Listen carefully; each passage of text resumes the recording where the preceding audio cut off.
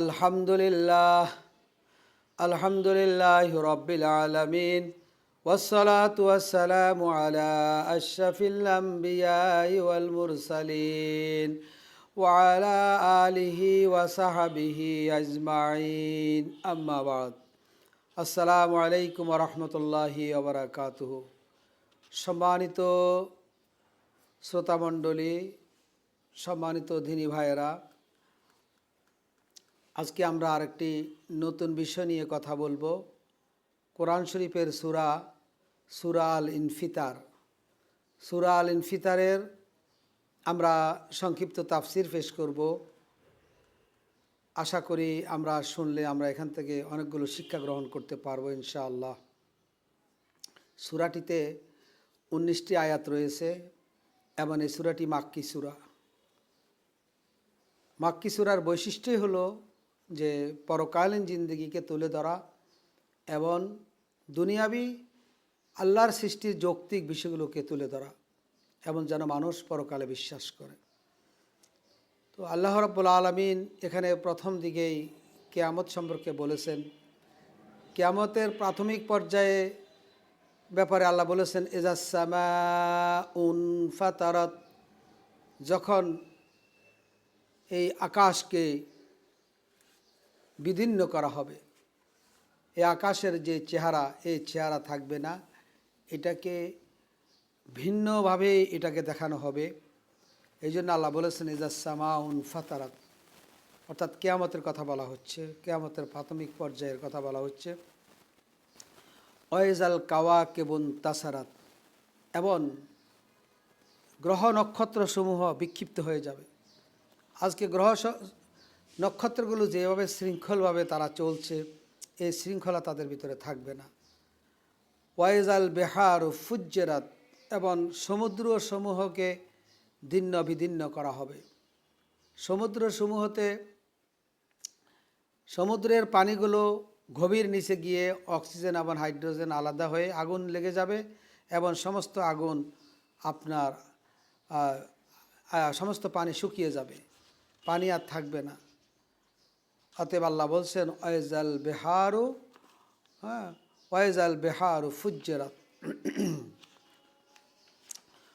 এরপরে আল্লাহ রাব্বুল আলামিন দ্বিতীয় পর্যায়ে কিয়ামতের ওয়াইজাল কুবুরু বু'সিরাত, যখন কবরসমূহ খুলিয়ে দেওয়া হবে। অর্থাৎ পৃথিবীর মধ্যে যত মানুষের প্রাণ আপনার মৃত্যুবরণ করে মাটির সাথে মিশে আছে, তাদেরকে আল্লাহ রাব্বুল আলামিন পুনরায় উঠাবেন। ওয়াইজাল কুবুরু বু'সিরাত। আর এই উঠানের মাধ্যমেই মানুষ, উঠানের সাথে সাথে মানুষ জানতে পারবে আলিমাত নাফসুম মা কদ্দামাত ওয়া আখারাত, মানুষ আগে এবং পরে যা কিছু আমল করেছে সব সে জানতে পারবে। মানুষ দুনিয়ার মধ্যে যে সমস্ত ভালো কাজ রেখে যায়, ভালো কাজ করে যায়, সেগুলির কিছু অংশ মৃত্যুর পরেও যেটা জারি থাকে, সেটার একটা অংশ মানুষ কবরে গিয়েও পাবে। এই জন্য আল্লাহ বলছে ওয়াক খারাপ। আর মানুষ দুনিয়ার জিন্দিগি যা করেছেন সেটা হলো কাদ্দামাত। আল্লাহ রাসূল সাল্লাল্লাহু আলাইহি ওয়াসাল্লাম এরশাদ করেছেন, তিরমিজি, ইবনে মাজাহ এবং মুসনাদে আহমদের হাদিস, যে ব্যক্তি ইসলামে কোনো উত্তম সুন্নত নিয়ত চালু করে বা নিয়ম চালু করে, সে তার সওয়াব সবসময় পেতে থাকবে। পক্ষান্তরে যে ব্যক্তি কুপ্রথা অথবা পাপের কাজ চালু করে, যতদিন মানুষ এই পাপ কাজ করে ততদিন তার আমলনামায় লিখিত হতে থাকবে। এটা হলো ওয়া আখারাত। অর্থাৎ আপনি দুনিয়ার মধ্যে যদি ভালো কাজের বীজ বপন করে যান, আপনি আখেরাতেও এটার রেজাল্ট পাবেন, এটার একটা আমলনামার অংশ আপনি পাবেন। এরপরে যদি খারাপ কাজ করেন, আপনি সিনেমা হল তৈরি করলেন, আপনি বেদাত কায়েম করে গেলেন, আপনি অনেক খারাপ জিনিস প্রতিষ্ঠা করলেন, সেগুলো মানুষ গুনাহগার হচ্ছে, সেই গুনার ভাগও আপনি কবরে বসে পাবেন। সেটা হলো আখারাত। আল্লাহ রাব্বুল আলামিন মানুষদেরকে বলেন, ইয়া আইয়ুহাল ইনসানু মা গাররাকা বিরাব্বিকাল কারীম আল্লাযী খালাকাকা ফাসাওয়াকা ফাআদালাক। হে দুনিয়ার মানুষেরা, আল্লাহ রাব্বুল আলামিন তোমাদেরকে সৃষ্টি করেছেন, অত্যন্ত সুন্দরভাবে তোমার অস্তিত্ব দান করেছেন।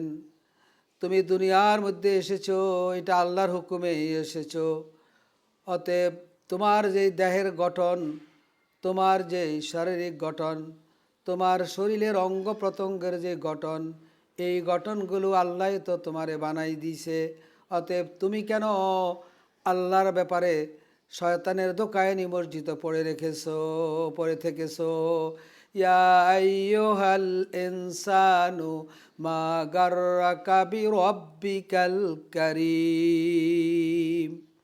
আল্লাহ রাব্বুল আলামিন বলেন, তিনি মানুষকে ফাসাওয়াকা ফাআদালাক, সুঠাম ও সুসামঞ্জস্যশীল করে আল্লাহ রাব্বুল আলামিন মানুষকে গঠন করেছেন।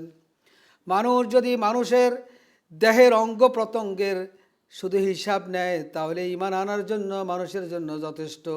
মানুষ যদি দেহের যে সমস্ত কাঠামোগুলো আল্লাহ তৈরি করে রেখেছেন এগুলো চিন্তা করে, তাহলে এক আল্লাহকে বিশ্বাস করা এবং আল্লাহকে মেনে নেওয়াই তার জন্য শ্রেয় হয়ে পড়বে। মানুষের শরীরের মধ্যে আল্লাহ রাব্বুল আলামিন গঠনের দিক থেকে আপনি যদি তাকান তাহলে দেখবেন যে অভ্যন্তরীণ গঠনতন্ত্র আল্লাহ তৈরি করে রেখেছেন।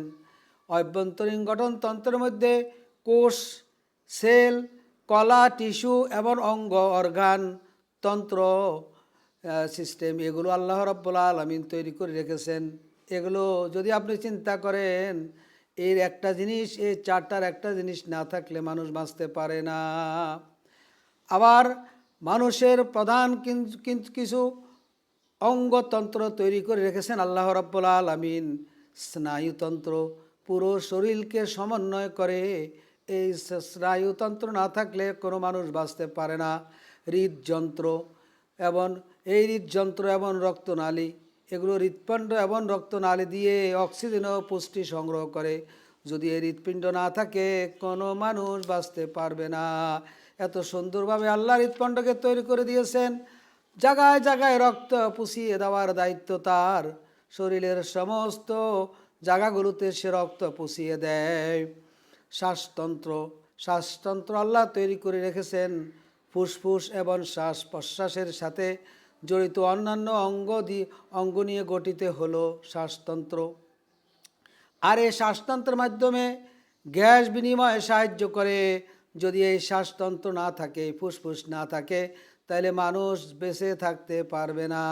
তাহলে বুঝেন যে আল্লাহ রাব্বুল আলামিন কি সুন্দরভাবে আল্লাহ আমাদেরকে সুসামঞ্জস্যশীল করে আল্লাহ আমাদেরকে বানিয়েছেন।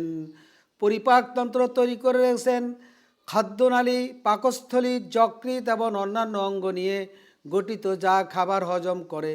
যদি আপনি যত খান, যদি হজম না হয়, এই পরিপাকতন্ত্র যদি না থাকতো তাহলে আপনি বেঁচে থাকতে পারতেন না।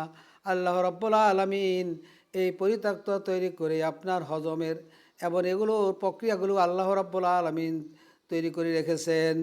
রেশনতন্ত্র বৃক্ক এবং মূত্রনালী দিয়ে গঠিত, যা বর্জ্য পদার্থ শরীর থেকে বের করে দেয়। এই রেশনতন্ত্র বৃক্ক যদি না থাকে এবং মূত্রথলি যদি না থাকে, তাহলে আপনার শরীরের মধ্যে ময়লা জমে আপনি কোনো দিনও বাঁচতে পারবেন না। এই জন্য আল্লাহ রাব্বুল আলামিন শরীরের মধ্যে এই ব্যবস্থাপনা রেখেছেন। এরপরে আসেন কঙ্কালতন্ত্র, হাড় দিয়ে গঠিত, যা শরীরকে সহায়তা করে, নড়াচড়া সাহায্য করে। আপনি যদি হাড়গুলো না থাকতো, হাড়ের গিরাগুলো যদি না থাকতো, তাহলে আপনি লড়াচড়া তো করতে পারতেন না, হাত নাড়তে পারতেন না, তো শুধুমাত্র গোষ্ঠেই থাকতো। এই কঙ্কালতন্ত্রের মাধ্যমে আপনার চলাফেরা, উঠা বসা, হাঁটা চলা সব ব্যবস্থা আল্লাহ সামঞ্জস্যশীলভাবে করে দিয়েছেন। পেশিতন্ত্র, শুধু যদি হাড় থাকতো, গোশত থাকতো না, তাহলেও আপনার বেঁচে থাকা সম্ভব নয়। এই পেশিতন্ত্র গঠিত, যা নড়াচড়া এবং অঙ্গ সঞ্চালনের সহায়তা করে। প্রজননতন্ত্র যদি প্রজননতন্ত্র না থাকতো তাহলে পৃথিবীতে আর আপনি ছাড়া পৃথিবীতে আর কেউ আসতে পারতো না। অর্থাৎ আদম আলাইহিস সালাম থেকে এই পর্যন্ত এত মানুষ পৃথিবীতে আসতে পারতো না। আল্লাহ রাব্বুল আলামিন সেই ব্যবস্থা করে রেখেছেন। নারীদের ডিম্বাণু এবং পুরুষের শুক্রাণুর মাধ্যমেই একজন মানুষ পৃথিবীতে আসে। আল্লাহ রাব্বুল আলামিন সেই ব্যবস্থা করে রেখেছেন। মানুষের শরীরের মধ্যে রক্ত প্রবাহিত করার জন্য এই রক্তনালীর দৈর্ঘ্য হলো 1,60,000 মাইল, 1,60,000 কিলোমিটার। 1,60,000 কিলোমিটার দৈর্ঘ্য আমাদের রক্তনালী বা রগ বলি আমরা, এই রগ দিয়ে রক্ত চলাচল করে। বলেন 1,60,000 কিলোমিটার কত দূরে আপনি সৌদি আরব কয়বার যেতে পারবেন, আমেরিকায় কয়বার যেতে পারবেন? এত বড় রক্তনালী আল্লাহ আমাদের জন্য তৈরি করে রেখেছেন। তারপরেও কেন আমরা আল্লাহর কাছে ধন্যা না দিয়ে, আল্লাহকে না মেনে আমরা কেন শয়তানের পিছনে হাঁটি? এই জন্য আল্লাহ বলেছেন, ইয়া আইয়ুহাল ইনসানু মা গাররাকা বিরাব্বিকাল কারীম। এরপর আল্লাহ বলেছেন, ফি আইয়ি সূরাতিম মা শাআ রাক্কাবাক। প্রথম বলছেন আল্লাহ রাব্বুল আলামিন সুসামঞ্জস্যশীল করে তৈরি করেছেন।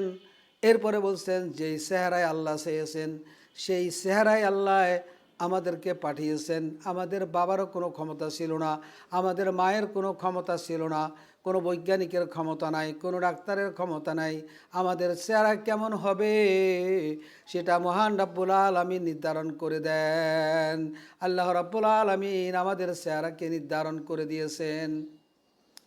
আদম আলাইহিস সালাম থেকে এই পর্যন্ত যত মানুষ পৃথিবীতে আসছে, কিয়ামত পর্যন্ত আসবে, হুবহু কোনো মানুষের চেহারার সাথে মিল নেই, হুবহু মানুষের কণ্ঠের সাথে মিল নেই, হুবহু মানুষের হাতের আঙ্গুলের ছাপের সাথে মিল নাই। এই জন্য আল্লাহ বলছেন, ফি আইয়ি সূরাতিম মা শাআ রাক্কাবাক। যে শেকলে সুরতে আল্লাহ তোমাকে চেয়েছেন সেইভাবেই আল্লাহ রাব্বুল আলামিন তোমার চেহারাকে বানাইছেন। চেহারাকে বানাইবার এবং চেহারাকে নিজের মতো করে তৈরি হওয়ার কারোর পক্ষে সম্ভব হয়নি। আপনি দেখেন কুকুরের বাছুর একসাথে কতগুলো যায়, সবগুলো একরকম দেখা যায়। হাঁসের বাছুর একরকম দেখা যায়। কিন্তু এই মানুষগুলো পৃথিবীর যে কোনো অঞ্চলে থাকুক, আপনার যদি আফ্রিকা চলে যান, সৌদি আরবে ওমরা হজ করতে যান, আপনি বড় হজ করতে যান, আপনি যদি অন্য কান্ট্রিতে চলে যান, তাহলে আপনার দেশের মানুষ, আপনার পরিচিত মানুষ আপনাকে চিনতে, আপনাকে বের করতে তার কোনো কষ্ট হবে না। এইভাবে আল্লাহ রাব্বুল আলামিন প্রতিটা চেহারাকে ভিন্ন ভিন্নভাবে আলাদাভাবে তৈরি করে রেখেছেন। আর এটা কোনো কম্পিউটারের কাজ, এটা কম্পিউটারও সম্ভব নয়। একবারে লেটেস্ট যেই কম্পিউটার, ল্যাপটপের মাধ্যমেও এটা সম্ভব নয়। যে কাজটা মহান রাব্বুল আলামিন করেছেন, যে কিয়ামত পর্যন্ত যত মানুষ আসছে, একজনের চেহারার সাথে আরেকজনের চেহারার হুবহু মিল নাই, একজনের আঙ্গুলের টিপের সাথে আরেকজনের আঙ্গুলের টিপ মিল নাই, একজনের গলার সাথে আওয়াজের সাথে আরেকজনের গলার আওয়াজের মিল নাই। এই জন্য আল্লাহ বলেছেন, ফি আইয়ি সূরাতিম মা শাআ রাক্কাবাক। আল্লাহ যেই চেহারায় চেয়েছেন সেই চেহারায় আল্লাহ আমাদেরকে সৃষ্টি করেছেন। তাইলে ইয়া আইয়ুহাল ইনসান মা গাররাকা বিরাব্বিকাল কারীম, তাইলে তুমি তোমার রবের ব্যাপারে কেন ধোঁকায় থাকবা? আল্লাহ রাব্বুল আলামিন বলেন, তোমার ধোঁকার থাকার পিছনে কারণ হলো, আল্লাহর বিধান না মানার কারণ হলো, আল্লাহকে বিশ্বাস না করার কারণ হলো, মুহাম্মদ সাল্লাল্লাহু আলাইহি সাল্লামের তরিকা মোতাবেক জিন্দেগি যাপন না করার কারণ হলো, কাল্লা বাল তুকাজ্জিবুনা বিদ্দিন। তোমরা যেই কিয়ামতের কথা বলেছি, যেই পরকালের কথা বলেছি, সেটা তোমরা অস্বীকার করো। তোমরা কিয়ামতকে বিশ্বাস করো না, তোমরা পরকালকে বিশ্বাস করো না, তোমাদেরকে আবার জীবিত করে হিসাব নেওয়া হবে, সেটাকে তোমরা বিশ্বাস করো না। এই বিশ্বাস না করার কারণেই তোমরা দুনিয়ার মধ্যে অপকর্ম করে বেড়াও, নাস্তিকের পিছনে ঘোরো এবং আল্লাহ বিরোধী জিনিসের পিছনে তোমরা ঘুরছো। তবে মনে রাখবে, তোমরা যতই আমার কিতাবকে মিথ্যা প্রতিপন্ন করার চেষ্টা করো এবং আল্লাহর অস্তিত্বকে মিথ্যা প্রতিপন্ন করার চেষ্টা করো এবং পরকালকে না মানার চেষ্টা করো, কিয়ামতকে অস্বীকারের চেষ্টা করো, মনে রাখবে তোমাদের প্রতিটি কর্মকে, তোমাদের প্রতিটি কাজ এবং কথাকে লিপিবদ্ধ করে রাখার জন্য, রেকর্ড তৈরি করার জন্য আমার ফেরেশতারা নিয়োজিত আছেন। ওয়া ইন্না আলাইকুম লাহাফিজিন কিরামান কাতিবিনা ইয়ালামুনা মা তাফআলুন। আমার পরিদর্শক নিযুক্ত রাখা হয়েছে, তারা হলো সম্মানিত লেখক, তারা কারোর পক্ষে বিপক্ষে নাই, যা হচ্ছে তাই তারা লিপিবদ্ধ করে। ইয়ালামুনা মা তাফআলুন। মহান রব্বুল আলামিন তাদেরকে এমন ক্ষমতা দিয়েছেন যে এই ক্ষমতার মাধ্যমে তোমরা প্রতিদিন মুখ দিয়ে কি উচ্চারণ করো, তোমরা মনে মনে কি ভাবো, তোমরা অন্তরের মধ্যে কি ভাবো, তোমরা কি চিন্তা করো এবং কি কাজ করো, সব তারা জানে আর সব তারা লিপিবদ্ধ করে রাখে। আল্লাহ রাব্বুল আলামিন অন্য আয়াতে বলছেন, অন্যান্য সূরার মধ্যে সূরা যুখরুফের ৮০ নম্বর আয়াতে আল্লাহ বলেছেন, আমি ইয়াহসাবুনা আন্না লা নাসমাউ সিররাহুম ওয়া নাজওয়াহুম বালা ওয়া রুসুলানা লাদাইহিম ইয়াকতুবুন। তোমরা মনে করছো যে আমরা তোমাদের কথাবার্তা শুনি না, তোমাদের গোপন কাজকর্ম আমরা শুনি না, তোমরা কানে কানে কি বলো সেটা আমরা শুনি না। হ্যাঁ, আমরা তো শুনি, আমি তো শুনি, আমি রব তো সব জানি। আর আমি শুধু জানি না, সাথে সাথে আমার ফেরেশতাদেরকে বালা ওয়া রুসুলানা লাদাইহিম ইয়াকতুবুন। আমার ফেরেশতাদেরকে তোমাদের সাথে লাগিয়ে রেখেছি, তারা সব সময় তোমাদের সমস্ত কাজ, সমস্ত কথাগুলো লিপিবদ্ধ করে।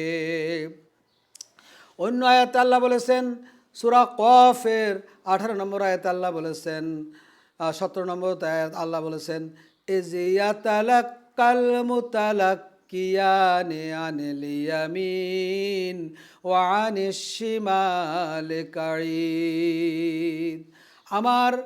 আমার দুইজন ফেরেশতা, একজন ডানে একজন বামে বসে বসে তোমাদের সব কিছু লিপিবদ্ধ করেন। সূরা কফের 18 নম্বর আয়াত আল্লাহ বলেছেন, মা ইয়ালফিযু মিন কাউলিন ইল্লা লাদাইহি রাকীবুন আতীদ। তোমাদের মুখ দিয়ে এমন কোনো শব্দ উচ্চারিত হয় না, এমন কোনো কথা উচ্চারিত হয় না যে এই কথাটা আমার ফেরেশতারা লিপিবদ্ধ করে না। অর্থাৎ প্রতিটা মুহূর্তে তোমরা যেই কাজ করো, তোমরা যে কথা বলো, প্রতিটা কথাই ফেরেশতারা লিপিবদ্ধ করে রাখেন। অন্য আয়াতে সূরা বনি ইসরাইলের 13 নম্বর আয়াতে আল্লাহ বলেছেন, ওয়াকুল্লা ইনসানিন আলজামনাহু তাইরাহু উনুকিহি ওয়া নুখরিজু লাহু ইয়াওমাল কিয়ামাতি কিতাবান ইয়ালকাহু মানসুরা। কুল্লা ইনসান, প্রতিটি মানুষের গলায় আমি তার আমলনামা ঝুলিয়ে দেব। অনুখরিজু লাহু ইয়াওমাল কিয়ামাতে, আর কিয়ামতের দিন আমি তার যেই গলার মধ্যে আমলনামা লটকায়া দেব, ঝুলাইয়া দেব। ইয়ালকাহু মানসুরা, কিয়ামতের দিন সেই আমলনামা খোলা থাকবে, প্রত্যেকেই তার আমলনামা পড়ে পড়ে জানতে পারবে। সবাইকে আল্লাহ পড়ার যোগ্যতা দান করবেন, সবাই তার আমলনামা পড়তে পারবে এবং আমলনামা পড়ে পড়ে সে বুঝতে পারবে সে কোন অবস্থায় আছে, কি করে আসছে দুনিয়ার মধ্যে। অন্য আয়াত আল্লাহ বলেছেন, বনি ইসরাইলের 14 নম্বর আয়াত আল্লাহ বলেছেন, ইকরা কিতাবাকা কাফা বিনাফসিকা লিয়াউমা আলাইকা হাসিবা। তুমি তোমার কিতাব পড়ো, তুমি তোমার আমলনামা পড়ো, যে আমলনামা গলায় লটকায় দিবেন কিয়ামতের দিন, যেটাকে আল্লাহ খুলে দিবেন, সে আমলনামা তুমি নিজেই পড়ো। বেনাফসিকা, তুমি তোমার তোমার আমলনামার জন্য তুমি যথেষ্ট। তুমি পড়ে পড়ে দেখো দুনিয়ার মধ্যে কি করে আসছো, এই কাজের মাধ্যমে তুমি কি জান্নাতে যাবে না জাহান্নামে যাবে, তুমি বলতে পারবে আল ইয়াউমা আলাইকা হাসিবা। এই তোমার আমলনামার জন্য তুমি যথেষ্ট, তোমার আমলনামার জন্য তুমি যথেষ্ট। তোমার আমলনামা তুমি পড়ো, তোমার আমলনামা পড়ে পড়ে তুমি বলতে পারবে তুমি তোমার এখন কি করণীয়। এরপর আল্লাহ বলছেন, ইন্নাল আবরারা লাফি নাঈম। এই আমলনামার মধ্যে, এই আমলনামা পড়ার পরে, পাঠ করার পরে যাদের আমলনামা ভালো, যারা ভালো কাজ করেছে তারা হলো নেককার মানুষ, আবরার। তারা নেয়ামতে ভরপুর, নেয়ামতে পরিপূর্ণ, নেয়ামতের মধ্যে তারা প্রবেশ করবে।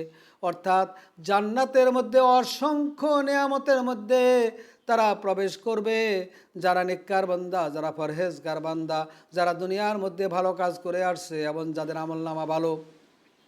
ওয়া ইন্নাল ফুজ্জারা লাফি জাহিম।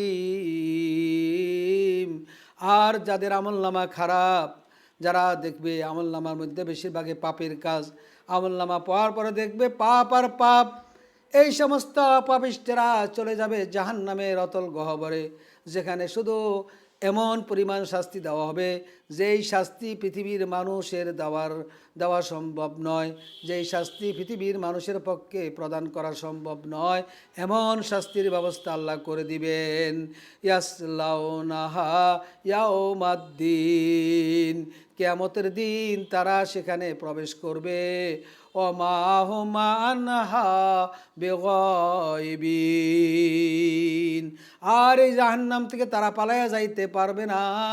যেই জাহান্নামে তাদেরকে প্রবিষ্ট করা হবে, সেই জাহান্নাম থেকে তারা পালাইয়া যাইতে পারবে না। ওয়ামা আদরাকা মা ইয়াউমুদ্দিন। হে রাসূল, আপনি জানেন কি সেই দিনটি কি? সুম্মা মা আদরাকা মা ইয়াউমুদ্দিন। হে রাসূল, আপনি জানেন কি সেই দিনটি কেমন হবে? আল্লাহ রাব্বুল আলামিন রাসূলকে প্রশ্ন করে আবার আল্লাহ রাব্বুল আলামিন নিজেই জবাব দিছেন, ইয়াউমা লা তামলিকু নাফসুল লিনাফসিন শাইয়্যা ওয়াল আমরু ইয়াউমা ইযিল লিল্লাহ। সেদিন কেউ কারোর কোনো উপকারে আসবে না, কেউ কারোর কোনো উপকার করতে পারবে না, কেউ কারোর কাজে আসবে না। সেদিন ফয়সালা করার সমস্ত ক্ষমতা থাকবে মহান রব্বুল আলামিনের হাতে। সেদিন কেউ কারোর কোনো কাজে আসবে না। আজকে দুনিয়ার মধ্যে আমরা অনেকেই অনেক ধোঁকাবাজি করি, বলি যে তুমি এই পথে আসো, তোমাকে জান্নাতে নিয়ে যাব, তুমি এই মাজার পূজা করো, তুমি বাউল শিল্পী হয়ে যাও, তুমি জান্নাতে চলে যাবা, তুমি মাজার পূজা করো, তুমি জান্নাতে চলে যাইবা, তুমি পীরের মুরিদ হও, জান্নাতে চলে যাইবা। এইভাবে বলা ঠিক নয়, কারণ জান্নাতে যাবে না, জাহান্নামে যাবে। যেহেতু সমস্ত ক্ষমতা, ফয়সালা করার ক্ষমতা একমাত্র আল্লাহর হাতেই থাকবে। সেই দিন কেউ কারোর উপকার করতে পারবে না। অতএব আপনি জান্নাতের দায়িত্ব নিতে পারেন না। জান্নাতে আল্লাহ কাকে দিবেন এটা আল্লাহর সিদ্ধান্ত। লা তামলিকু নাফসুন লিনাফসিন শাইয়্যা ওয়াল আমরু ইয়াউমা ইযিল লিল্লাহ। সেদিন ফয়সালা করার সমস্ত ক্ষমতা আল্লাহর হাতে থাকবে। অতএব দুনিয়ার মধ্যে আমরা অনেকেই অনেকভাবে অনেককে পার করে দেই, কিন্তু এই সমস্ত কথা বলা ঠিক না। কেউ কাউকে পার করতে পারবে না। আল্লাহ রাব্বুল আলামিন সূরা বাকারার 47 এবং 48 নম্বর আয়াতে ইরশাদ করেন, ওয়াত্তাকু ইয়াওমান লা তাজজি নাফসুন আন নাফসিন শাইয়ান ওয়ালা ইউকবালু মিনহা ওয়ালা ইউখাযু মিনহা আদলুন ওয়ালা হুম ইউনসারুন। কেউ কারোর জন্য কোনো কাজ কিছু করতে পারবে না, কেউ কারো উপকার করতে পারবে না, কেউ কারোর জন্য এগিয়ে আসবে না, কারো কোনো কথা শোনা হবে না, কোনো বিনিময় নেওয়া হবে না এবং কাউকে কেউ সাহায্য করিতে পারিবে না। আল্লাহ রাব্বুল আলামিন সূরা দোখানের 40 নম্বর আয়াতে বলেছেন, ইয়াউমা লা ইউগনি মাওলান আম মাওলা শাইয়াও ওয়ালা হুম ইউনসারুন। নিকটতম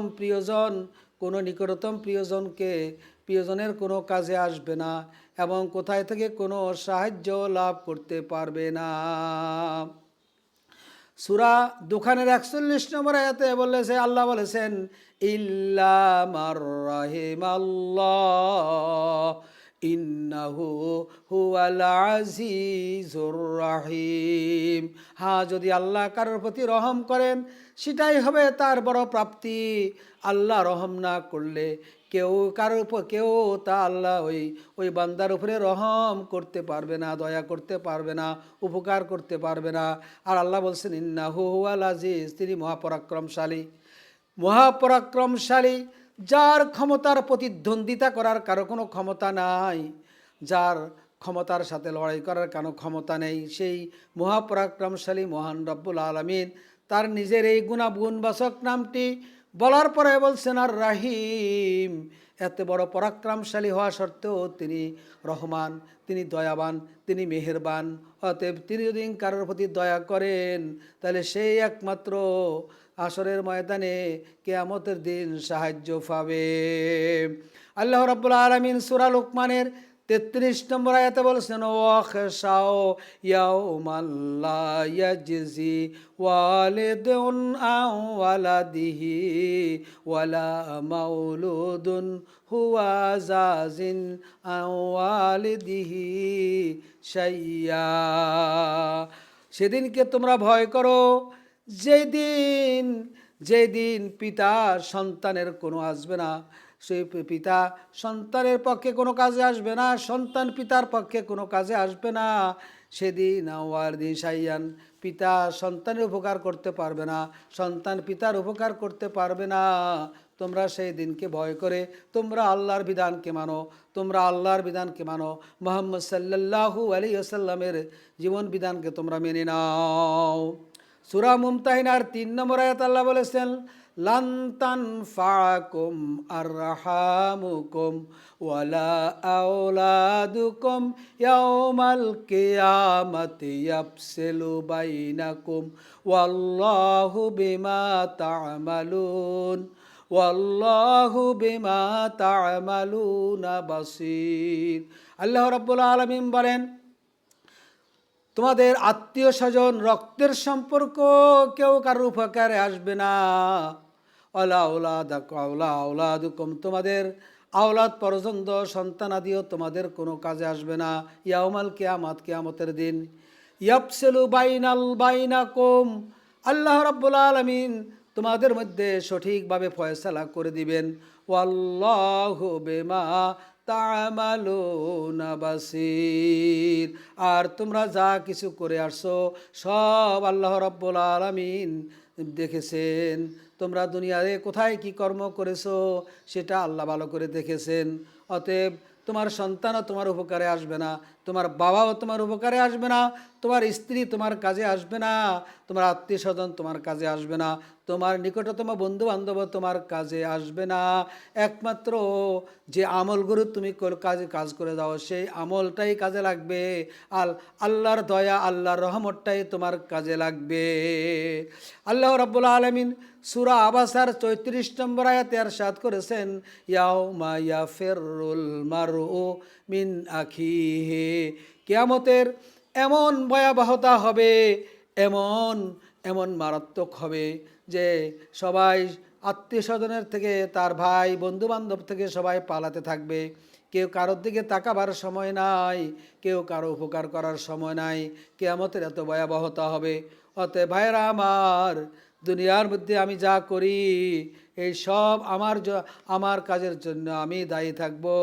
আমার দায়িত্বের বোঝা, আমার কাজের বোঝা, আমার অন্যায়ের বোঝা, আমার পাপের বোঝা অন্য কেউ গ্রহণ করবে না। এই জন্য আসুন আল্লাহ রাব্বুল আলামিনের বিধানকে মেনে চলি।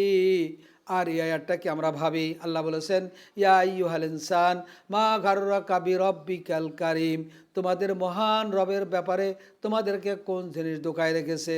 অতএব যদি আমার সন্তানের মায়া মমতায় আমাকে আল্লাহ থেকে দূরে সরিয়ে রেখেছে, আর যদি বাড়ি গাড়ির চিন্তায় আল্লাহ থেকে দূরে সরিয়ে রেখেছে, আর যদি সম্পদের মায়া মমতায় পইরে আমি আল্লাহ থেকে দূরে সরে আসি, অথবা দুনিয়ার সাংস্কৃতিক গান বাজনা ইত্যাদির মন মাতানো এবং অনুভূতির জন্য আমি আল্লাহ থেকে দূরে সরিয়ে আসি, এগুলো সব ছেড়ে দিয়ে আল্লাহর দিকে ফিরে আসা আমাদের উচিত। আল্লাহ রাব্বুল আলামিন আমাদেরকে সুন্দরভাবে জিন্দগি যাপন করার এবং রবের হুকুম মোতাবেক জিন্দগি যাপন করার তৌফিক দান করুক।